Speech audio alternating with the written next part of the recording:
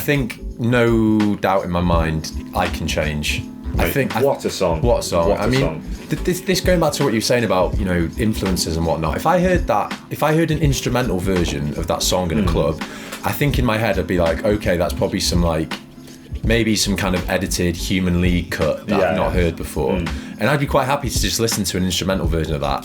But then, and this is what I probably love most about LCD Soundsystem. You've got Murphy singing on the top, almost like a kind of ace in the sleeve that he just whips out of nowhere.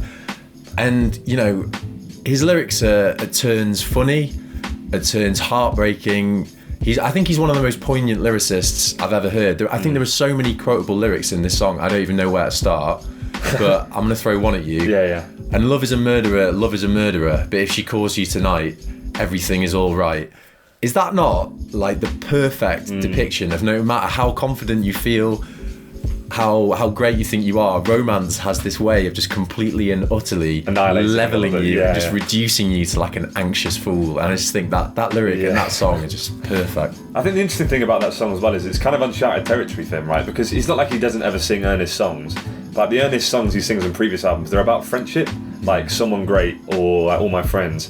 Whereas this is like a song, like a romantic song about a lover. And there's a great story about how when he recorded the vocals for this song, he kicked all the band out the studio. Really? Because he was so embarrassed about, one, like the weightiness of the themes he was taking on, and also he was kind of crippled by this idea of making something cringe. Obviously this idea of cool, he didn't want to make a cringy love song. But like honestly, what he ended up making, I think it's like one of my favourite love songs of all time. It's sincere, but it's so playful, and it's like, bring up another lyric in reply to yours, when he says like love is a curse shoved in a hearse, love is an open book to a verse of your bad poetry, and that's coming from me. It's just like, it's so perfect, isn't it? It's an amazing song. I think the sincerity, what you're talking about, is one of the most important things for me, because what pisses me off sometimes is when you have like pop or rock stars singing songs with this type of sentiment, but it just doesn't line up. Like say if Drake, for example, was singing this, it would come across as self-effacing, but just in a really, really false that would be fucking way. strange. Drake covered I Can Change. But going back to it, but I just think because it's Murphy, like he's older, he's grey, he's not like a normal pop star. It kind of comes across as really honest, really sincere, really truthful. And I think more than anything on this album, I just really appreciate like the vulnerability and the tenderness. What other songs jump out to you? Well, this is kind of going in the complete other direction, but I think Pow Pow has Murphy in his other kind of mode, which is the kind of witty, like didactic mode of, basically each album seems to have at least one song like this. Obviously the classic example is Losing My Edge. But it's basically the song kind of like a self-mocking, painfully self-aware rumination on this idea of constantly trying to see things from every perspective, to step outside your own experience, to occupy the middle ground, and how in the end when you do that, a lot of the time you end up basically saying nothing. At least that's what I get out from that song. But as the lyrics, kind of from this position I can see both of them. From this position I totally get how the decision was reached. I can say serious or cop out or hard to define, or those kind of lyrics.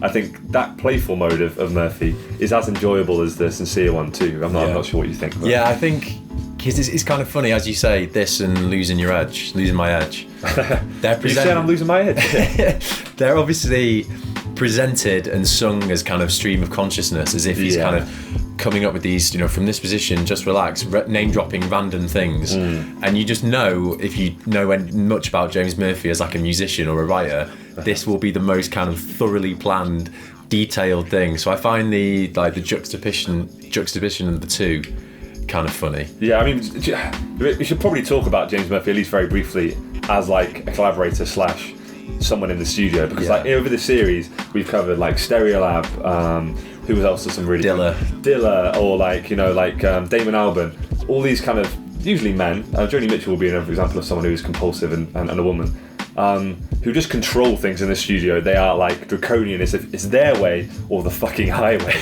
And James Murphy definitely has that kind of atmosphere, attitude for sure. I watched an interview with him last week where he's talking, I think it was on the Red Bull thing, and he's talking about how they rehearse for the live show. And he basically says, I am a nightmare to work with, because I will have the band in one day, so 10 hours, we will rehearse one song until we have it perfect. And he basically said, this is really easy music to play, but it's really difficult music to play well. And I think that kind of sums his production style up quite nicely, I think.